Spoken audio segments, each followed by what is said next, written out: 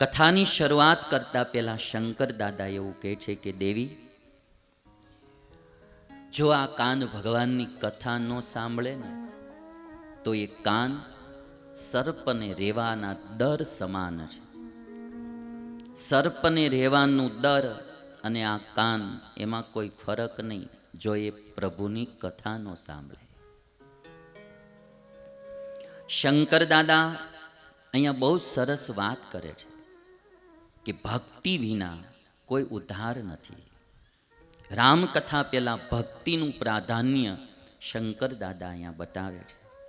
અને અદ્ભુત ચોપાઈ તુલસીદાસજી લખે, જીન હરી કથા સુની નહીં કાના,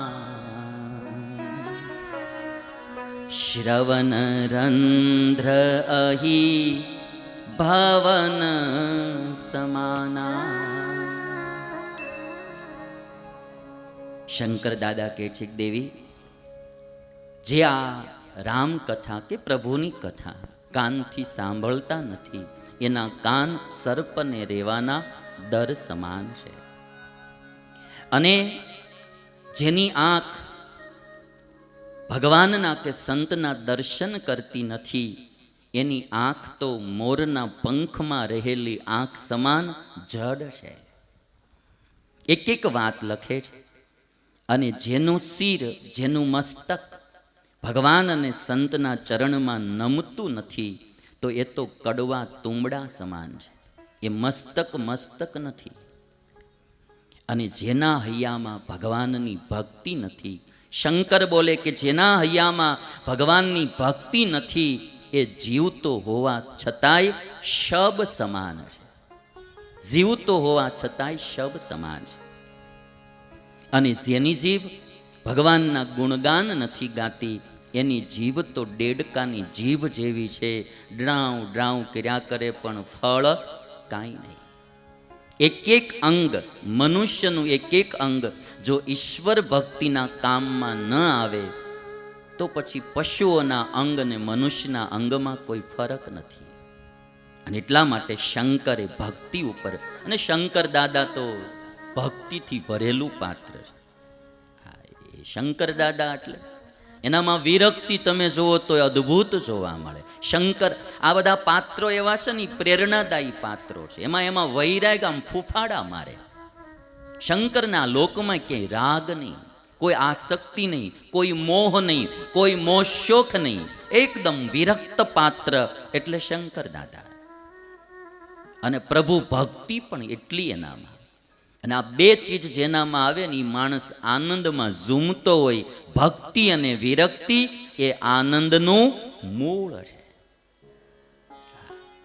સંસારમાંથી જે કંઈ મળે ને, એ તો સુખ અને દુઃખ મળે. ઘડીક સુખ આવે, ઘડીક દુઃખ આવે.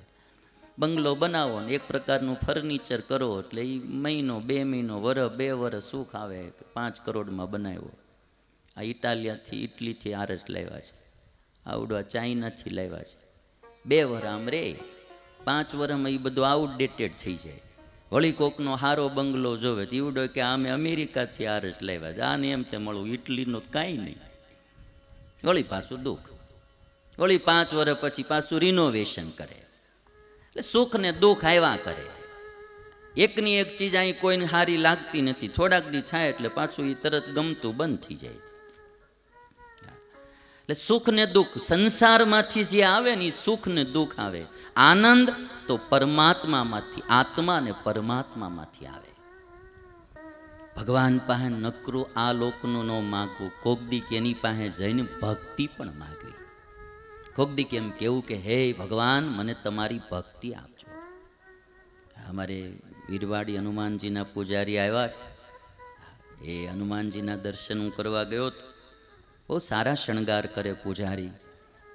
ક્યારેક ક્યારેક એમ કહેવું જોઈએ ભગવાનને કે જેવી હનુમાન દાદાને તમારી ભક્તિ હતી, એવી મને ભક્તિ આપજો.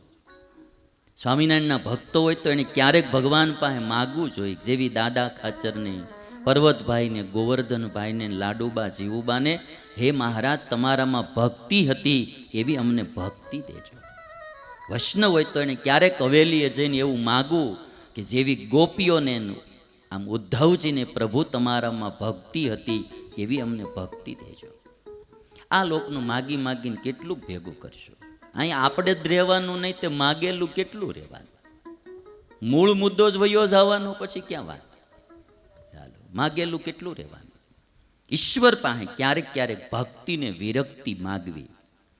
બહુ પાક્કું તમને હું મારા જીવનનો બી થોડો ઘણો અનુભવ જે કાંઈ હોઉં, જીવનમાં વૈરાગ જેટલો સુખ આપે ને, અને ભગવાનની ભક્તિ જેટલું સુખ આપે, એ કાંઈ રાગ સુખ ન આપે. રાગ તો દુઃખ આપે.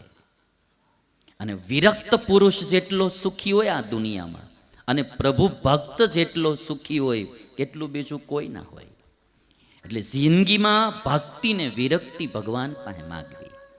હે ભગવાન, મારી વૃત્તિઓ જ્યાં ત્યાં ચોટ્યા કરે છે, તમે મારી ઉપર દયા કરો કે મારી આંખ કોઈ દી ક્યાંય રૂપમાં ન ખેહાય, મારા કાન કોઈ દિવસ કોઈ શબ્દમાં ન ખેહાય, મારી જીભ કોઈ અખાદ્ય પદાર્થ ખાવામાં ન ખેહાય, મારી ચામડી કોઈ દી કોઈનો અયોગ્ય સ્પર્શ કરવામાં ન ખેંચાય. આવી દયા કરજો. આ માગવું જોઈએ. આ મારો હાથ કોઈ દી કોઈ હરામનું પાંચ્યું ન લે, એવી તમે દયા કરજો.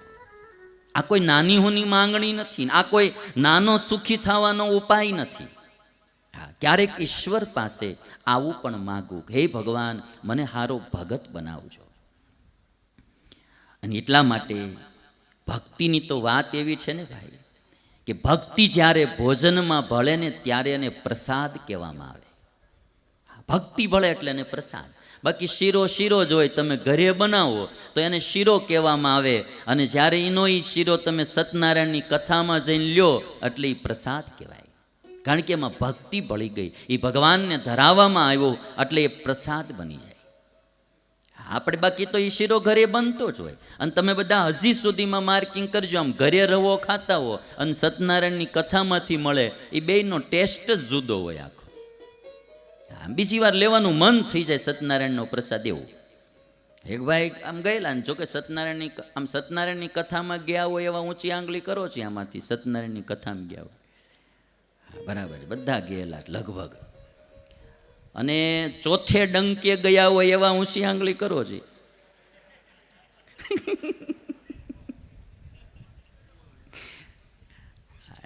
કરો નહીં, પણ એમ ગયા તો તમે ત્યારે જ હો.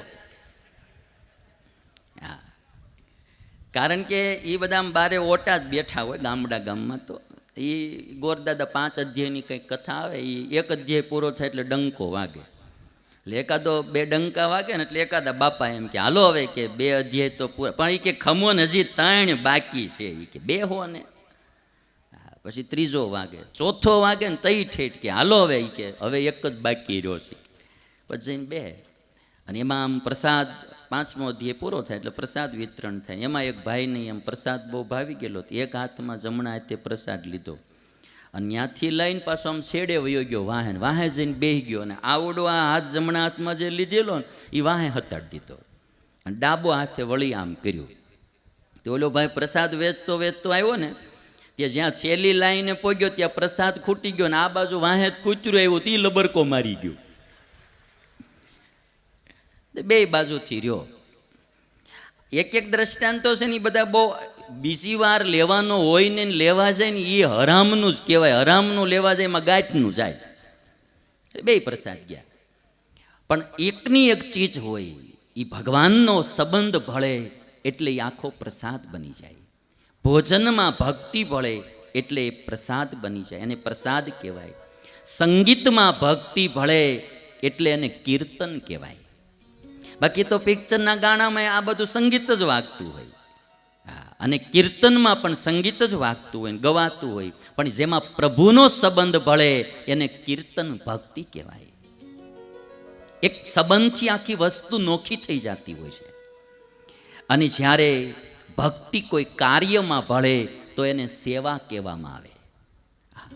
કાર્ય જ હોય, કામ જ હોય, પણ જ્યારે ભક્તિથી કરવામાં આવે કે માતાની, પિતાની, ગુરુજનોની કે મંદિરની કાંઈ પણ કરીએ તો આપણે એ સેવા કરવા આવ્યા છે ભાઈ.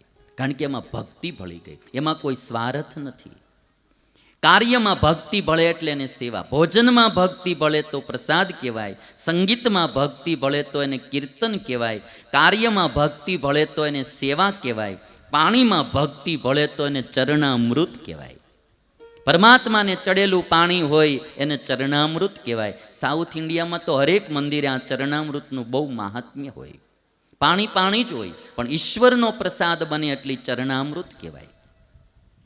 અને મુસાફરીમાં જ્યારે ભક્તિ ભળે તો એને યાત્રા કહેવાય. આ પ્રવાસમાં બી લોકો જાતા હોય, ફરવા બી જાતા હોય, એમાં બધી આમ તો હરખું જ હોય, જવાનું, ક્યાંક ઉતારો કરવાનો, રહેવાનું, આતે. પણ જ્યારે પ્રવાસમાં ભક્તિ ભળી જાય તો એને યાત્રા કહેવામાં આવે. અને જ્યારે તમારા ઘરમાં ભક્તિ ભળે ને તો ઘરને પણ મંદિર કહેવાય. મંદિરમાં શું થતું હોય? ધૂન, કીર્તન, કથા, વાર્તા, ભગવાનની ભક્તિ, નામ જપ, આ બધું મંદિરમાં થતું હોય. એનું જો તમારા ઘરમાં હોતે ન થાય તો ઘર પણ મંદિર બની જાય. અને ભક્તિ જ્યારે ભૂખમાં ભળે ને ત્યારે એને ઉપવાસ કહેવાય. ભગવાનને રાજી કરવા કોઈ ભૂખ્યો રહે ને એકાદશીએ તો એને ઉપવાસ કહેવાય. અને કઠોળે ચડ્યો હોય ને 3 દી ખાવા ન મળ્યું હોય તેને એમ ન કહેવાય કે 3 ઉપવાસ કર્યા, એને ઉપવાસ ન કહેવાય. ભક્તિ ભળે એટલે એને ઉપવાસ કહેવાય.